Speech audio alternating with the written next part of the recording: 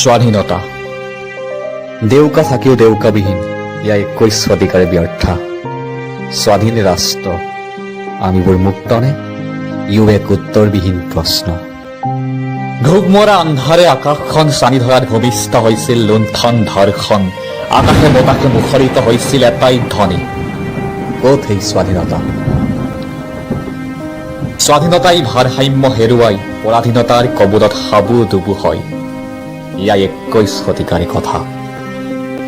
অংগ থাকিও বিকলাংগ মদিৰাৰ ৰাতিত মাতাল দুই চক্ষু, শুনিও শুনা নাপায় জয়াল হাবিত কাৰ কান্দোনাৰ ৰোল, দেখিও দেখা নাপায় ৰাজপথত কাৰেনো কেঁচা তেজৰ বোল।